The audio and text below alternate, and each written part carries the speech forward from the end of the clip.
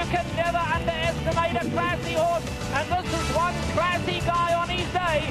Dare and Go, and Alex Elise win the Pacific Classic. Cigar ready dart out, but has to settle for second. Siphon was the biggest upset in the history of the Pacific Classic, 1996. Dare and Go, trained by Richard Mandella, the upset, ending Cigar's 16-race win streak. And Richard Mandella looking to do it again here today. He has won the Pacific Classic twice with Gentleman in 1997 and Dare and Go, of course, in 96. So for Richard Mandella, 8 mounts in the Pacific Classic, 2 wins, 4 second-place finishes, and 1/3. And Mandella looking for another big day here with 16 minutes to post.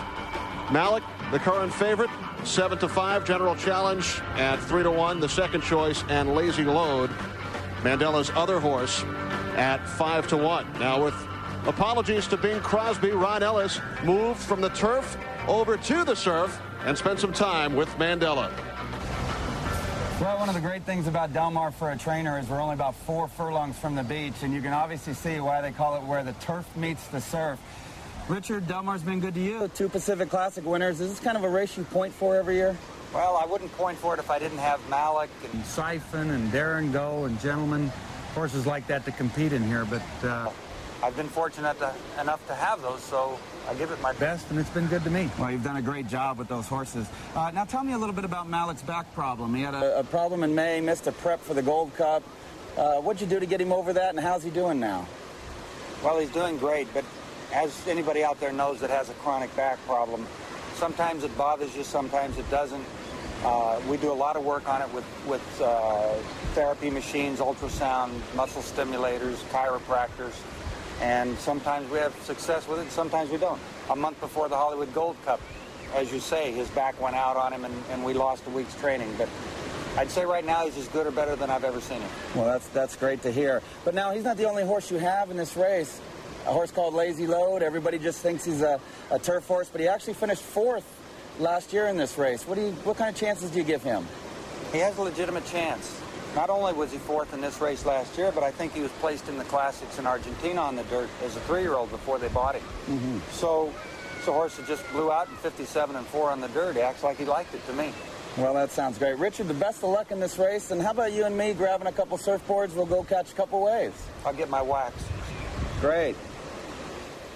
Well, Richard Mandella put away the wax on Thursday night as he took part in a charity polo match here at Del Mar.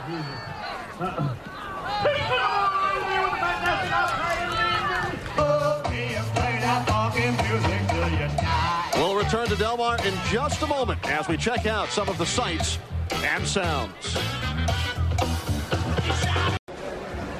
Post-parade time here at Del Mar. The #1 horse is Bob Baffert's General Challenge. He won the Santa Anita Derby when he added blinkers, and as you can see, blinkers go back on for today's race. His jockey is David Flores. He's second in the Del Mar standings right now, and he likes to get his horses out of the gate quickly, so look for General Challenge to be on or near the lead. #2 is Bartertown with jockey Kent DeSormo. Bobby Frankel, as you know now, has won this race 4 times, and he's specialized in beating big favorites. Bartertown's improving. He likes this track, and he's working well. He's got a big upset chance today. The #3 horse is Lazy Load with Gary Stevens up. This is a turf specialist, but he's finished 4th in this race last year, and he beat such top dirt horses that day as Touch Gold and Puerto Madero. The #4 horse is Jack Grandy, who looks like a real outsider.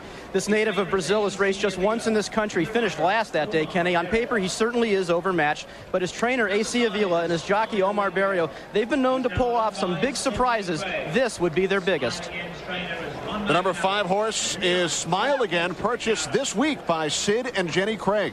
This has been an emotionally draining week for his jockey, Chris McCarron. He was aboard Mazel Trick when that colt was injured on Tuesday, and the injury at first appeared so grave that McCarron was crying at the barn. A win here, coupled with the recovery of Mazel Trick, would make McCarron smile again.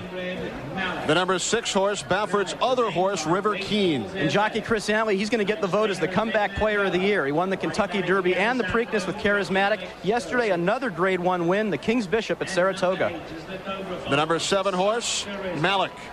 Solis teamed with Mandella for the biggest upset this decade when Darren Go stopped Cigar's 16-race winning streak in the 1996 Pacific Classic. So Alex Solis and Dick Mandella back again. Alex Solis, the leading rider this summer at Del Mar.